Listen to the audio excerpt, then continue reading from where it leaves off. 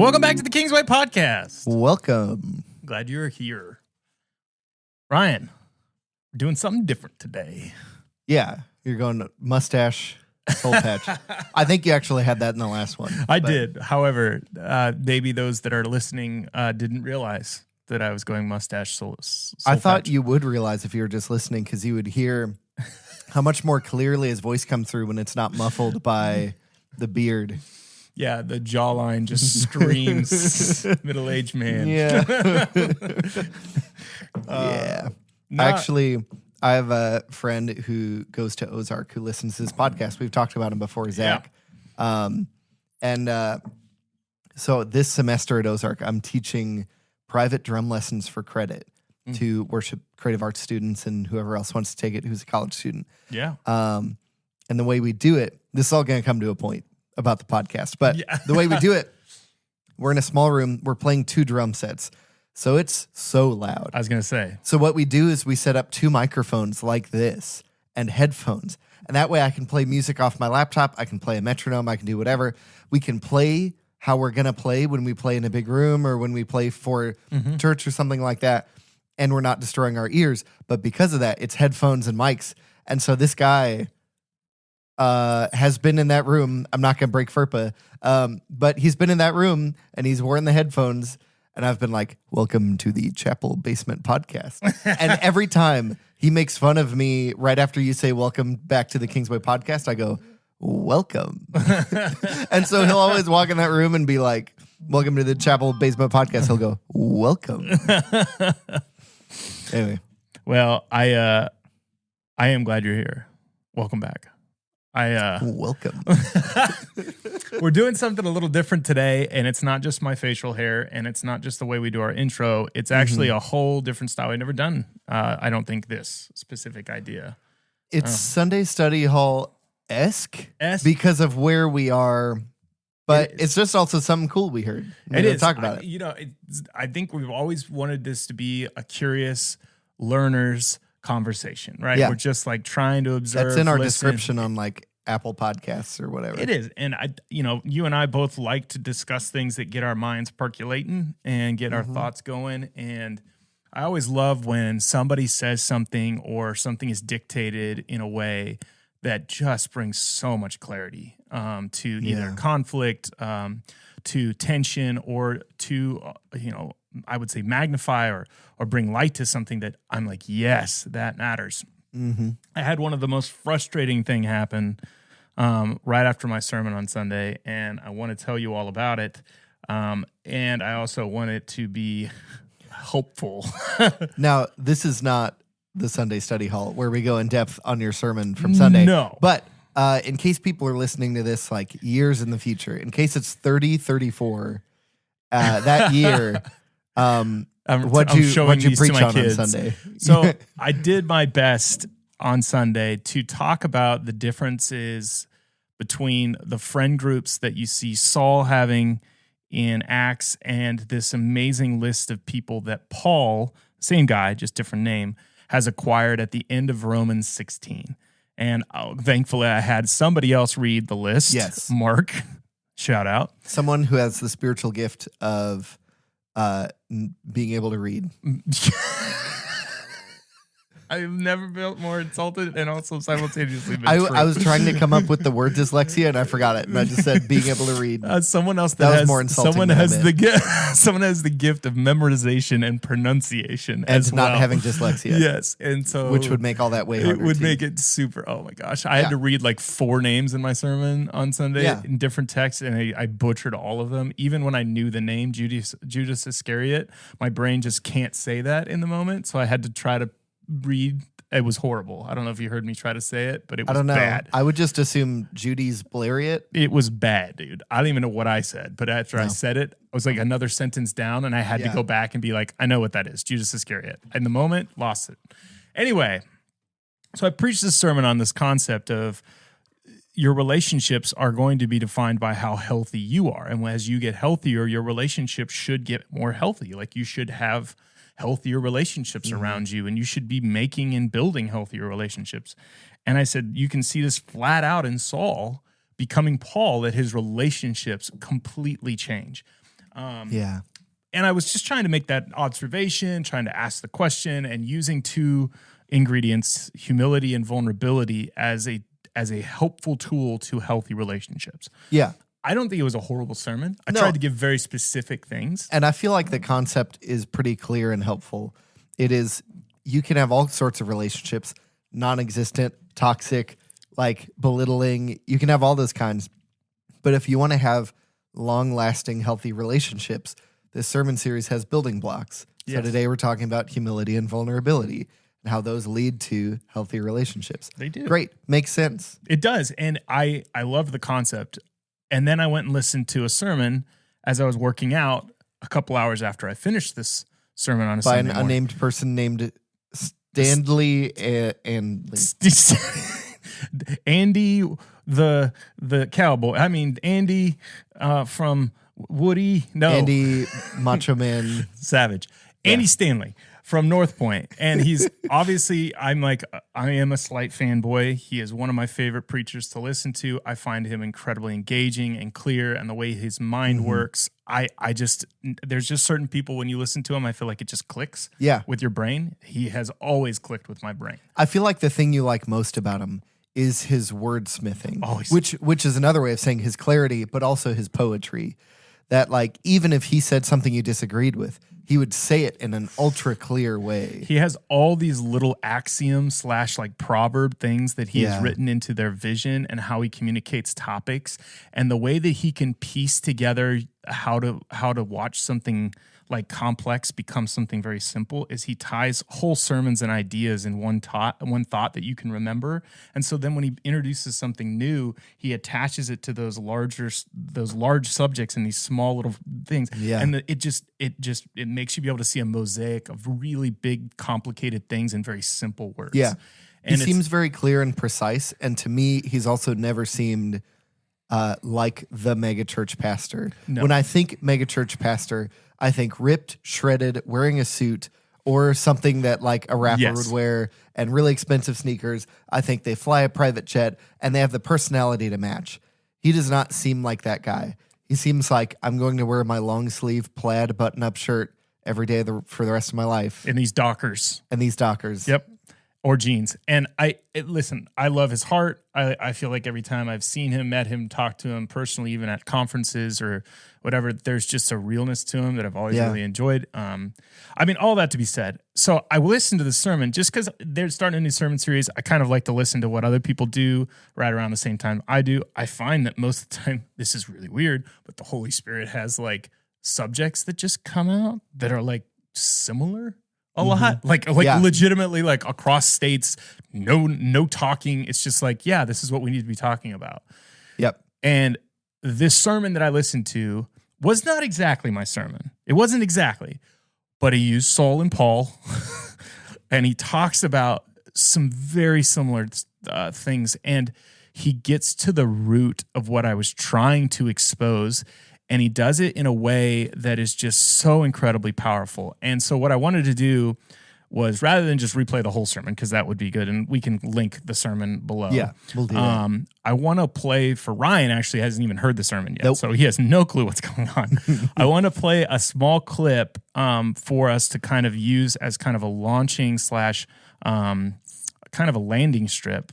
Launching of the conversation, but springboard, diving board. Yes, but I also want it to be the place that, like, when this is over, we can talk for a little while, because I think there's some really cool ways that this concept is just so incredibly needed right now. And it's, I think, what's missing, and often what he would even say right before this clip starts, that when you see it, you know it. Like when you see it and you hear it, like you're like, that's it. But when it doesn't go off, or when it's not around, or when it's not, like, you almost forget that you need it, if that makes sense. And so, that being said, like, this isn't like the end all clips, and I'm not trying to, like, all I want you to do is listen to this clip with an open mind, and try to recognize that this is the last 8 minutes of a 30-minute sermon. So, like, if you're like a little confused, you're like, oh, I don't quite get it, I'll help clarify it here in a little bit. But I think this is incredibly poignant and very, very cool into what Paul and what Andy is trying to draw out as the most powerful and the most tempting thing to get wrong at times inside the gospel. So it's simultaneously this amazingly powerful thing that we can tap into, but we have this incredibly tempting thing to not use it and not to step into it. So without further ado, I'm going to play this clip and we'll talk about it. Currently, this is so disturbing to me. Maybe it doesn't disturb you currently. There are streams of Christianity in our nation, Christianity, that unapologetically reject and resist the way of the cross because it's perceived as too weak and too passive. The statement I hear and read all the time on these, the crazy social media stuff I follow is, it won't work, it won't work, it won't work.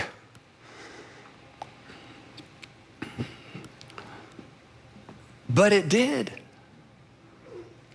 It's why we're here. It's why the cross is the global icon for your faith and mine. It's why it's this symbol of suffering and shame, as the old hymn says. The symbol of suffering and shame is our icon. Why?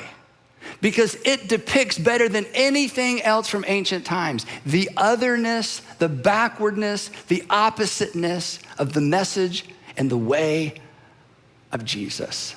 A way of living that's gonna always feel risky and never intuitive. And that's why we're tempted to abandon it every single day. This is why perhaps Jesus made the following statement. Now, when I read you the statement by Jesus, you've heard this before. But we immediately put it into a theological context because we know the end of the story. But remember, when Jesus said this, he'd not died on a cross yet. Nobody understood he's offering salvation from sin yet. There was no association of him dying on a cross. The cross just represented what the cross represented in first century Judea. And here's what he said. He said, whoever, and that would be me and you and all of us. He said, whoever wants to be my disciple, which is a follower, must deny themselves, that is, you say no to you, and you take up their cross daily and follow me. When he said this, they're like, wait, Jesus, you're a rabbi. Maybe you don't understand how this works. Let me explain what rabbis do. See, rabbis take the Torah that we all agree with, and they explain it in new and different ways so we can apply it in our new culture. Because, us first century people, we're modern people, right? Those ancient people. So we're learning to contextualize Torah. So you can illustrate it, you can teach it, you can apply it, you can re-explain it, you can tell stories about it. But you got to kind of stay with the party line. You kind of got to go with the flow. Take up a cross and follow you. That sounds like you're going to move in the complete opposite direction. Yes. And you're going to have to deny yourself in order to do this. And he says, daily. Why daily? Because every day I'm tempted to opt for the kingdoms of this world approach to everything. Every time something doesn't go my way, every time somebody disagrees with me, every time somebody hurts my feelings or says something bad about you, or every time every single day. Because I want to win, and I want to come out on top, and I want to look good. In fact, I want to leverage my humility to look good. Oh, that was amazing the way you responded to that. Yeah, I was humble, that's me, it's just in me, it's in you, right? And the cross, and when he said this had nothing to do with dying for anybody's sin. God's not asking you to die for anybody's sin. He's asking you and he's calling me to live in a completely different direction. So, wrapping up this first episode, I want to try to bring this down to our real world. Because for some of you, it's like, yes, finally. For others of you, it's like, that is so scary. Others of you, it's like, I really don't even know what you're talking about. You've kept my interest, but I still don't even know what you're talking about. So here's what I want to do. I'm going to give you a little bit of homework to make this practical. I want to encourage you or challenge you. And the thing is, if you're not a Christian, you should play along with this. It's not going to hurt anything, okay? Just think about this. I want to challenge you to take a question with you into this next week, okay? I don't want you to act on it. It's too early, okay? It's too risky, honestly. I don't want you to act on it. I just want you to consider it. And this is, I gotta say this for some people in the room or some people listening. This is for you personally. This is not for the future of the United States of America or, Russian US policy or what's going on in Ukraine or what about the Second World War? Just don't go there. This is for you personally. And I wanna say this. I'm not asking or suggesting that you step back into a toxic relationship. This isn't that. Or that you stay in a toxic relationship or a dangerous relationship. This isn't that. So take those extremes off the table. Otherwise, you're going to talk yourself out of trying this. And this is for you personally.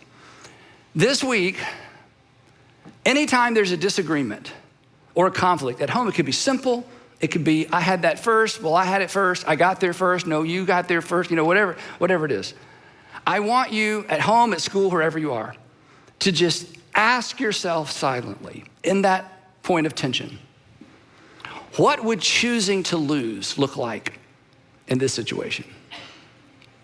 What would it look like if I just let the other person win? What would it look like to let them go first even though I was here first? What would it look like to just let them take credit even though it really, the credit doesn't belong to them? What would it look like to just defer to them? What would it look like in this situation to choose to let them win? And think about this. There is a big difference. There's a big difference between losing and choosing to lose. Choosing to lose does not make you a loser. Choosing to lose may make you more like your Savior. And here's why. Because choosing to lose is not a sign of weakness. It requires strength, unnatural strength. Some might even say supernatural strength. Let's take Paul's word and stick it in there. We're going to come back to that next week. It requires power. It requires what Paul will refer to in a different book of the New Testament, supernatural resurrection power. And that's why when you see this, you stop and stare because it is so unusual. It is so uncharacteristic. It is so otherworldly. And this, to some extent, and you got to sort this out in your own world, with your own family, with your own finances, with your own situation. I at some point, I have to just stop and trust you with it. This, in some way, reflects and represents the way of Jesus, the way of the cross. What would choosing to lose look like in this situation? And a good place to start might be the parking lot on your way out this afternoon. And we will pick it up there in part 2 of Icon, the empowering invitation of the cross. So there's that clip. I know it was a little long. Thanks for sticking in. I was like 6 or 7 minutes there, but Yeah. First reactions from you. That's your first time hearing it. So like, what stuck out to you? Like, what caught your attention? This sounds, I think you already knew I would like this. This sounds like the Christian nonviolent resistance sort of thing that I think we've talked about before on the podcast that I find really compelling within Christianity. But usually that conversation is, what would you die for? What would you, always the super extreme, this is the end of your life choosing to make this decision, or you're risking it all. I find it really valuable what he's saying, that like, that the way of Jesus, day-to-day monotonous life, he didn't feel this need to win, this need to overpower and make sure you get what's yours and whatever that we feel. And I feel every time I'm on I-44, I go 75, maybe 77 on my own. But when prompted by someone else's injustice, I will go above that. I'm not gonna confess how far above that, but I've gone significantly above that speed. Not in work zones, not in school zones, whatever. But like when prompted by like, this guy's about to take my ability to not be behind a semi, I will go very fast. And it's not life or death, so it doesn't. You like don't trigger that thought in your mind of like, will I be a moral person right now? And almost until afterwards, where you're like, I feel justified. I feel like if I watched a security camera video of this, I'd feel a little embarrassed, but So there's a line in this that I know you would love. It's in a different section. And he makes a clarification that I've never heard someone clarify before, but I had heard it discussed in a similar way. And I want to get back to this idea of the cross being powerful in loss, which is what he says at the end, which is really cool concept. And I'd never heard it. Choosing to lose is different than losing. I love that idea. That is such a cool concept. Parents do that all the time. It's a parental thing. Yeah. I am choosing to allow my kid to win because I value them. And I instill in them value by... It's not like they overpowered you in any way. No. And I see that. But what he says earlier is nowhere in the gospel can you ever see an account of the Christian faith needing a violent defense. Yeah. And Jesus, this is shown in The Chosen, but it's off of an assumption. Yep. That Jesus, one of his 12 is a hothead, Peter, who just like gets angry and wants to get in fights. He has the sons of thunder, James and John, who want to call down fire on somebody. And he has a guy who I don't remember any situation where this comes up. Seems like but it's his name. Yep. Simon the Zealot. Simon the Assassin. Yep. The blade wielding, whatever, never uses him. Yep. And the concept that he says in there, which is the concept that I'm going to pull out of The Insanity of God, which is a book by Nicholas Ripken. And it's amazing. It's also not his real name, but anyway, that's it. But that's a really good book. But the idea there is that there may be a time for violence, but it should never be in defense of religious views. Yeah. And so he's kind of taking this like line of like, maybe there's an opportunity to defend, but it should never be in the name of Jesus. Yeah. I just had this conversation, not necessarily about violence, but about like taking a strong stand and whatever. Who needs protection? Who needs maybe violent protection?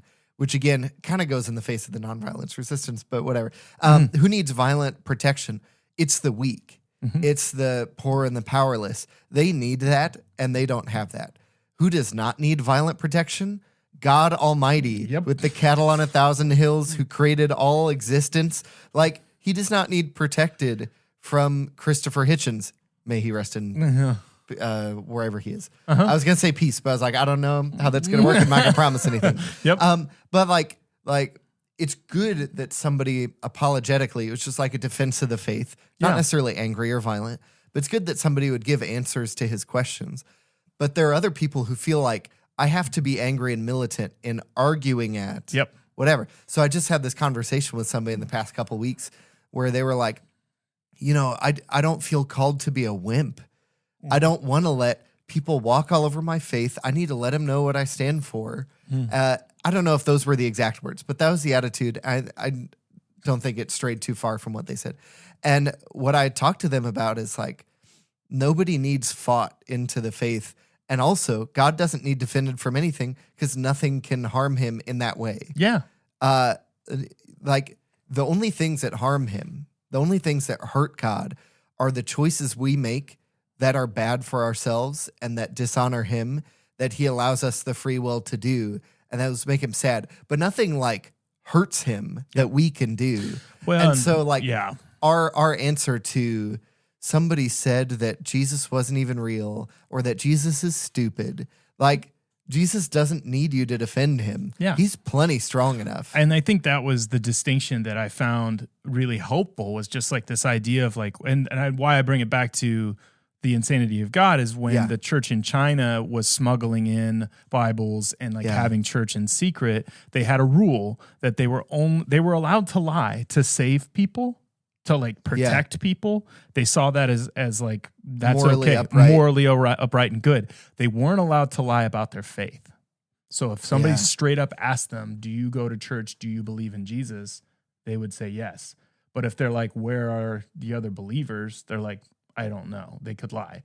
Yeah. But that was the distinction, was like, I can do this. And I feel like it's the violence is the same way. It's like, if it's for your personal safety or for the or like to defend the church in like a religious setting, it just makes no sense to me. It's like, kill the infidel. You know what I mean? Like, it's like, why would you never? Like, where does faith come into that for you? And that's, I think, why they made that distinction is like, And I think the point you're trying to make from earlier in that sermon is, how do we practically actually trust in the power of the cross? Exactly. So for me, not the same thing at all.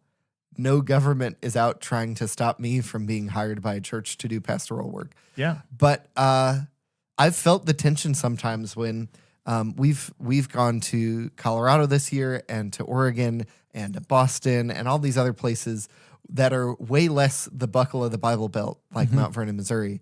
And I've felt the tension if I get into small talk conversations with people. They say, "What do you do for work?" I feel the tension of being like, "I'm a pastor," or saying, "I'm paid to lead music at a church," which is like as far off as I can possibly be from the possible tension that and I feel that like. Oh, yeah. That draw to be like, what if I just didn't get into this conversation right now? Yeah. And I can't say I've never done that. Well, and I mean, the cool thing, so to get back to the clip, because I really want us to think about what he's basically putting out there as a possible theory, and I think is a very good evidence, and I think he's directly hitting the nail on the head. And it's something that throughout the whole sermon, he sets that whole section up.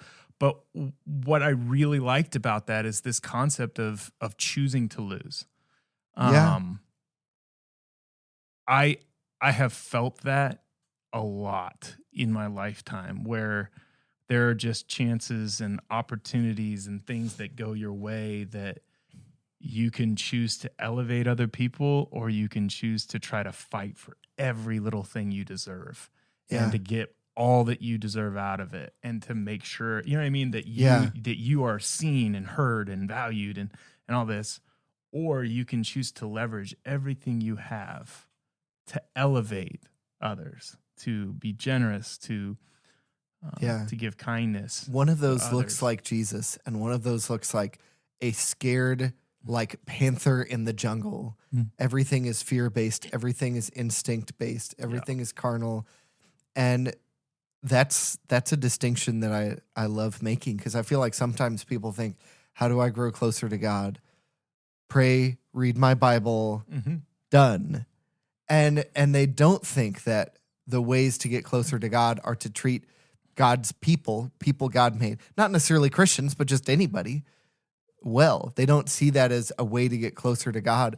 But honestly, doing those things positive, adding niceness to others on your list of spiritual things to do, and adding denying yourself. Yep. So I put this into context with my sermon. Yeah. If I had preached the same thing I preached, and I ended my sermon by talking about family relationships, friend relationships, marriages, and I talked about how humility and vulnerability were necessary components to making those relationships healthy, and you had to wield them in your own life in order to wield them into a relationship.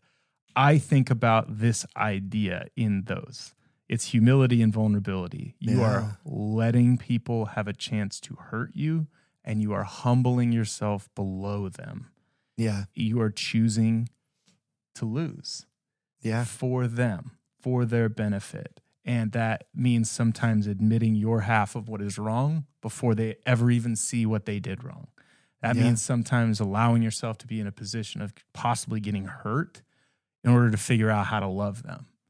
And it just, in my mind, as I was listening through this after just preaching what I did, it's just, I was dancing around this in my sermon, and I don't think I missed it by any means, but what I was trying to talk about was elements of the cross is power, without ever really mentioning the cross as the central revealer of the need of these things.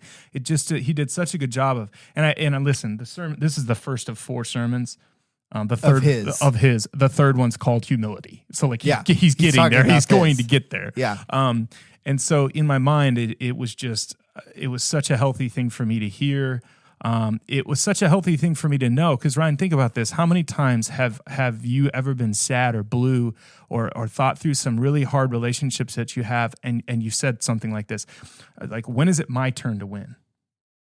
When do I get what I want? Yeah. Why do I feel like I never get what Yeah. I want? Why do I feel like I'm always giving everybody else what they want? If I can be real honest, haven't felt that a ton in the past couple years, but at a previous place of employment, I felt that a lot. Yes. Why am I not in these meetings? What is wrong with me that other people get the benefit of the doubt and I don't? Yep. And it's like waiting for my just desserts, waiting for people to recognize me the way I feel other people are easily recognized. And that feeling, I know that feeling really well. Well, and I think that feeling is how this world operates, if that makes sense. But Yeah. once you operate with the cross as your measuring or as your focus point, it changes. You're like, I have been chosen. I have won. I have total victory. And like, that difference is confidence. It's confidence that by being humble, you're not putting everything on the line. Yeah. This is Jesus in the Sermon on the Mount, like we just preached in the past couple months. Store up your treasures in heaven where moth and rust cannot destroy, where thieves can't break in and steal. That's why, like, all of my favorite people, all the happiest people I know, all the people full of most joy, but also compassion, they're not robots, but they're like the most real I've ever seen. All those people have this like otherworldly security that's like everything that happens here is real, but I can't lose everything. Yeah. When I play around in this world, when I sacrifice in this world, when I give up my time and my effort and my money and my whatever, when I give up food, when I give up the right to win. Yep.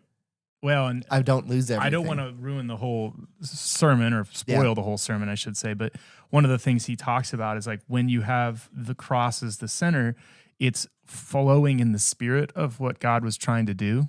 Yeah. It's living in the spirit of what Jesus was up to and what God's plan was. And he says, and the spirit produces fruit. And so it's like when you live in the power of the cross, guess what shows up? The fruits of the spirit. And the fruits of the spirit are meant to demonstrate this idea of others winning. So what is kindness? But I will take my strength and allow you to use it when you're weak. Like that's what kindness is. I'm strong. Borrow my car. I will put my strength on you while you are weak. What is patience but me allowing you to set the pace and then to me walk at that pace with you, whatever that pace may be. And so he just walks through a few of those fruits of the spirit, just going like, these are selfless gifts of loss to the person that's offering them, and they naturally flow out of you. That's the fruits of what it means to be in that mentality. And can we get a little theological for a minute? Yeah. Okay. We talked, like 60, 80 episodes ago about Shane Wood's book. Like almost 100 episodes, more than 100 ago, Between Two Trees. And that book is all over the place. It has so many things to say about so many things, but it has this image in the middle that other people have talked about throughout the history of the church and history of people who know Jesus, that there's this tree of life that bookends the story of creation, the story of Scripture, a tree of life in the very first couple chapters of the Bible and the very last couple. And this tree of life is how we live forever is part of it. But how we receive God's gift for us to live forever with him is the more full picture. And we are not in the shade of either of those two trees. We're under the blazing sun in the spot in the middle of them on this journey. But we, as people after Jesus, have the cross, the tree in between two trees. Well, the tree of life doesn't just give you life by you looking at it or sitting under the shade. It gives you life because of the fruit it gives. And it's a giant metaphor for giving. So if you want to talk about the cross is our icon, the cross is our tree, and the fruit of the Spirit, the fruit of the Spirit is being grown on the cross. Yep. Empowered by the Spirit, growing through the power of the Spirit. As we pick up our own crosses, we are growing the fruit of the Spirit. As we are letting the Holy Spirit turn us into Jesus, we're growing the fruit of the Spirit. Oh, yeah. And that fruit of the Spirit is life. And that's one of my favorite things about this whole sermon and this whole concept is when he says, pick up your cross and follow me. I have always been taught that you're going to suffer, you're going to have to die to yourself. But I've never heard pick up the power of the cross daily. Like pick up what this cross can change and do to the world. Like it's not like a pick up your, this horrible thing that had to happen. And it is some of that. It is, but it's also, yeah, it releases. It's horrible, but it's been transformed into powerful. And so the power of it now is that the illustration was used to demonstrate what it's going to cost and how hard it's going to be and how it's going to look like losing to this world. But we know the rest of the story, that it's also going to be the entrance into a powerful display of how the world is going to be turned upside down, how this is not going to be the place of ultimate victory. And it's just, I think Paul, he obviously harps on it a lot, but Paul just recognizes this again and again and again and again and again. And he's like the cross, the power of the cross, like the mystery of the cross, like the mystery of what God has done. Like there's something in the way that God wins through this incredible sign of almost like selfless, self-giving love. And that's the thing. The cross is a symbol for Jesus. It's an icon for our faith, like he was talking about. But it symbolizes what God does. It isn't like a tool God uses to do something, but that isn't him. Yep. That he does other things. That's like a summary of God himself, in that the reason that the other tree in the garden was so bad was because it was self-taking and not self-giving. Yep. That God himself is self-giving. He's always giving, always loving, always supporting. And sometimes that love looks like judgment and correction and punishment for how that individual or that thing has hurt other people that God made and loves. But he is always giving out himself. He's always putting his own neck on the line, even though I just said earlier in this podcast that nothing can hurt him. But things can hurt his feelings. He can be crushed. Like you don't necessarily physically hurt a parent by the death of their child. But you do wound them in a way that is a big scar. So God cares. Yes. He cares about all of this. He does. But he's always, like I said, he's always in Trinity, in all three persons, giving to the other members of the Trinity, loving them, supporting them, lifting them up. And that love pours out of it through the cross, through the fruits of the Spirit. Yeah. So the choice to take from the other tree is, I don't want to be like God in giving myself away. I want to take for myself. Absolutely. Which comes out of a posture of insecurity. Yep. Anyway, okay. So that and I mean, if you listen to the sermon, which I highly recommend, we'll link, that's the start of the whole thing, is this temptation that Jesus faces in John. Where, the third temptation is the devil takes Jesus up on top of the mountain and literally says he displays all the kingdoms of the world and all their authority. And the concept is like, I will give you every possible authority that exists right now. You will have complete reign. You can do so much good with that. And what it postulates is that Jesus is coming to take over like David. He's going to reign like the good king of this world. And when he turns it down, what Andy says is then there must have been something else that was greater than that. Because if that's what he came for, he got it. And so why wouldn't, it doesn't matter what you know what I mean? Like that's the thing he wants. But he turns it down, not just because he'd have to bow to the devil, which is a sign of obviously the garden again with Adam. Yeah. But it's also because he came for something greater than that. And he knew that. And what did he come? What could possibly be greater than all the authority of earth? Well, it's not of this earth. That's why. It's not of this world. It's otherworldly. It's a different way to live. A new kingdom. When you're Jesus, when you've seen across the veil, I'm sure Satan had to. When you've seen across the veil, when you've seen all of God's creation, when you were there in the beginning, saying, I will give you the power and authority of all the kingdoms of this world, sounds like I'll give you all the change in my pocket. Yeah. Yeah. Well, like that's not very much. Well, or like, hey, I have this really cool 1990 Chevy, and it's the nicest 1990 Chevy you've ever seen. And he's over there like, I got a spaceship, bro. Like, I don't know if I'm going. My dad owns the car lots on 1,000 like hills. I'm going to Mars. I don't need a 90 Chevy. You know what I mean? Like, it's a new world. Like, I'm not staying here. So like, why would I need a Chevy at all? Like, I'm not going to be around here anymore. I'm going to a different place. And so I think, it starts to make you understand that why this feels so hard, why this is so challenging, why this is so counterintuitive is because it's not the natural operating system. Yeah. It is not the natural spirit or life that we have. It's a new, holier, better, different, set apart way to live. So Yeah. I just thought this was worthy of our time. I thought the discussion Yeah. would be healthy. I think it is. I hope it stirs you to go and start this series and maybe even listen to it. I know it's going to be inspiring me and helping me think through the next few weeks of ours. And I really am excited for the way that I think this is going to help my clarity and understanding of what I'm trying to communicate. And I was so encouraged by it, and it continues to kind of make me think through what it really looks like to walk in the Spirit. So Yeah. as That's always, good. hit the subscribe button or share if you think it would be helpful. You can pick up one of these stickers. They're actually going to be on the front desk this week. So if you want to pick one of those up, you can do that. Leave a review on our Apple or Android podcast apps. Spotify. Yeah, Spotify, YouTube, Podbean. Podbean. My chosen favorite. Yeah. Kidding. As always, thanks so much for listening, and appreciate you, and have a great and glorious day in the Lord. We'll see you later. See ya.